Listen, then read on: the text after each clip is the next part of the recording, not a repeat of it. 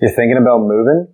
You got to pick a neighborhood to live in. How do you pick? What are your pros? What are your cons? What thought process should you be focused on? It's a good question.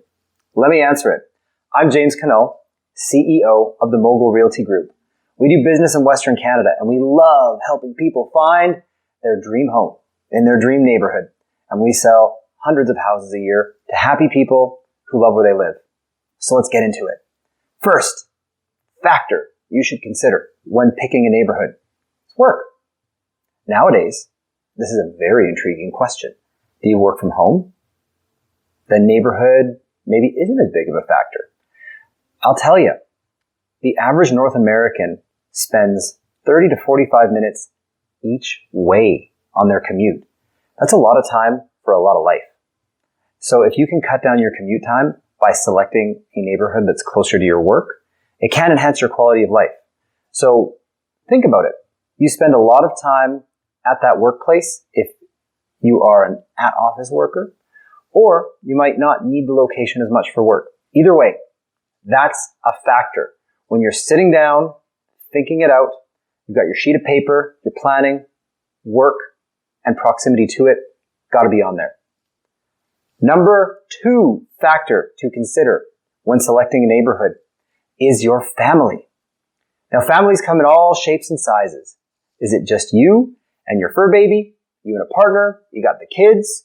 Do you have a multi-generational home? Are mom and pop going to be part of this family situation? Well, depending on who's in that household, it's going to really impact where you need to be located.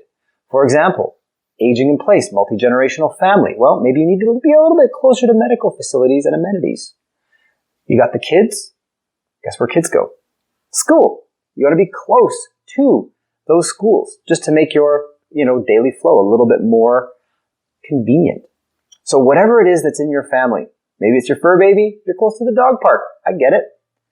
That's a factor. Should be on your calculation, should be part of your list.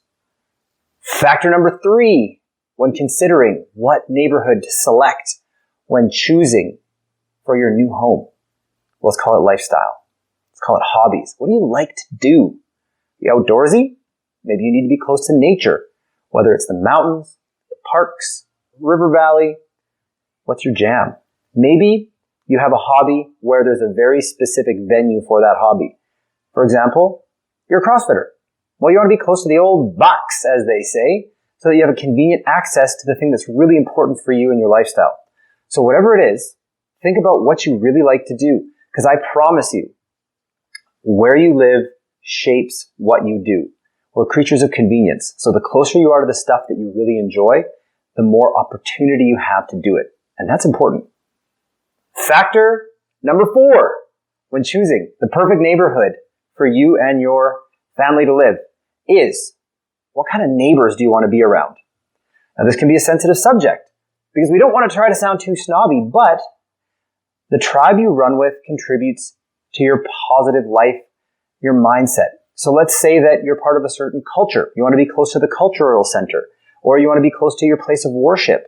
You want to vibe with your tribe. Let's say that, you have a very specific want to be in a neighborhood that's very, very pet friendly. You want to be out walking the dog and waving to all the other dog walkers where people aren't giving you the stink eye because you're, using your doggy bag to pick up your doggy poop. Different neighborhoods have different vibes. So you really want to get to know who you are and who you want to surround yourself with, and consult with your realtor to pick a neighborhood where that demographic, that lifestyle, that type of person, that tribe congregates. Because I can tell you, when you're in a location where the kind of people you want to hang around are living, your quality of life escalates to the next level. Super important to think about who your neighbors are going to be.